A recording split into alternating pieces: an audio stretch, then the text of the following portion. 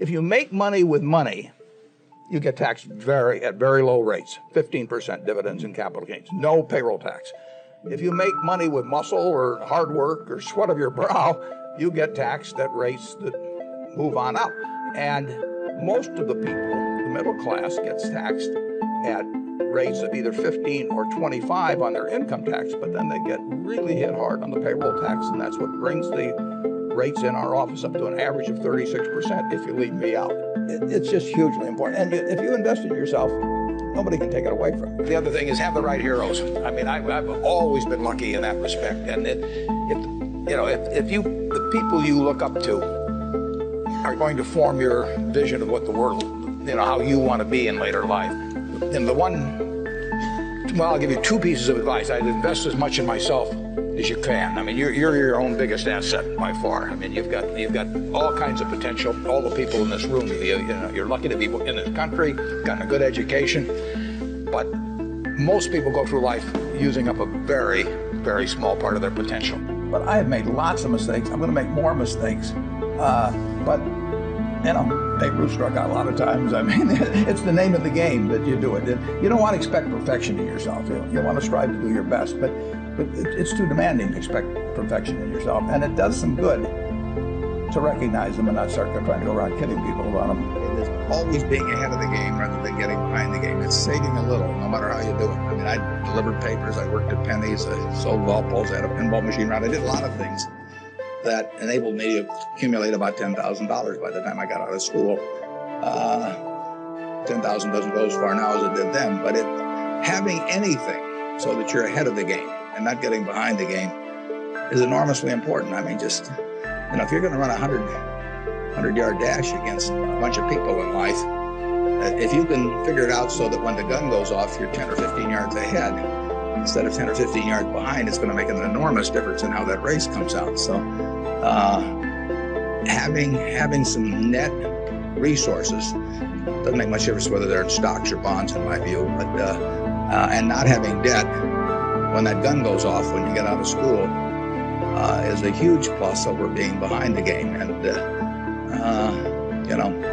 it may come from delivering a paper out in the morning, it may come from part-time work someplace, but put aside a few dollars for yourself, so that when the time comes and you enter the workforce, you're ahead of the game and not behind. And then once you get there, don't get behind by buying a whole lot of things that you figure you're going to pay for someday while you're paying 20% interest in between. We're joining us on a day when we have watched the stock market continue to set new highs. The S&P, the Russell, and the NASDAQ. The Dow's not far off. And the question we always ask you is, do stocks look expensive to you at these prices? Well, they are definitely. You had your choice between buying and holding a 30-year bond for 30 years or holding a basket of American stocks. There's just no question you're going to do better owning stocks. So it's more attractive, considerably more attractive than fixed income securities. That doesn't mean they're going to go up or down tomorrow or next week or next year. But over time, a bunch of businesses that are earning high returns on capital are going to beat a bond that's fixed at roughly 3% for 30 years. It's not my field especially, but actually they look, stocks generally, which are their businesses, their American businesses, 30 trillion worth of them, and they look cheaper than generally real estate. You're sitting with some cash in your pocket, you've had savings, and the question is what do you do with it? You can buy a duplex next door and rent it out to people and do fine over time, or you can buy a small piece of farmland or something of the sort, or you can put it into something fixed income, bonds or bank deposits or whatever it may be. And stocks, if you look at American equities, American businesses earning a lot of money relative to the capital put in. And the reason stocks are worth a whole lot more than they were 20 years ago, or 50 years ago, or 100 years ago, is companies have plowed back part of the earnings. With a bond, you get it all out in interest. You get your 3% or whatever it is, and that's what you have. With stocks, you get maybe a 3% dividend, but they're plowing money back, or they're repurchasing shares, or doing something.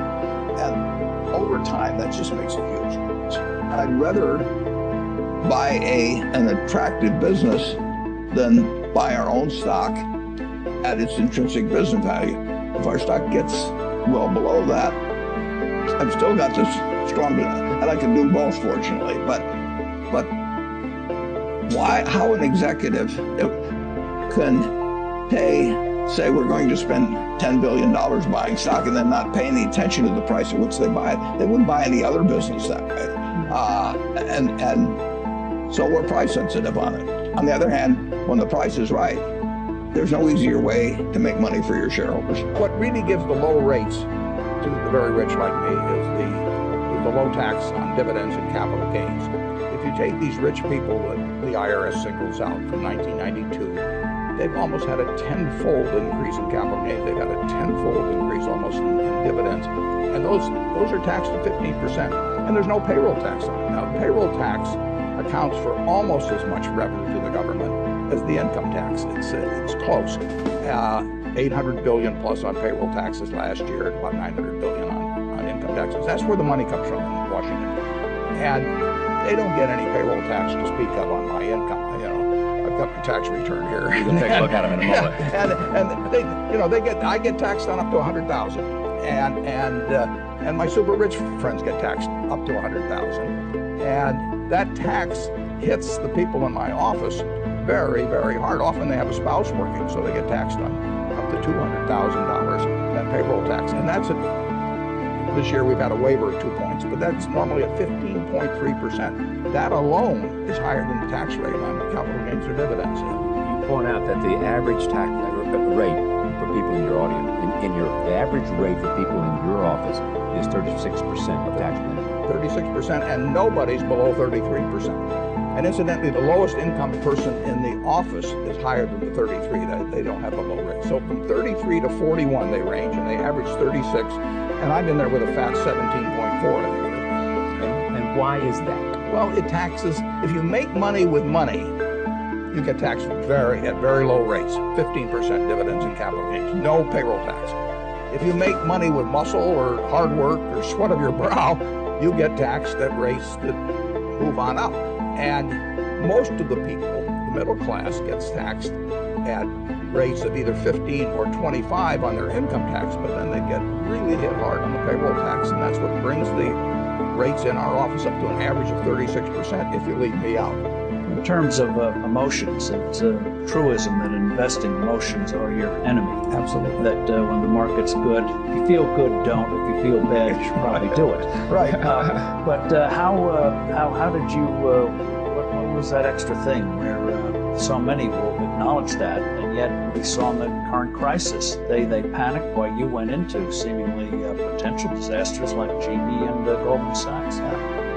I can't really tell you the answer. I mean, I didn't learn in school or anything. It never bothered me if people disagreed with what I thought, as long as I felt I knew the facts. I mean, there's a whole bunch of things I don't know a thing about. I just stay away from those.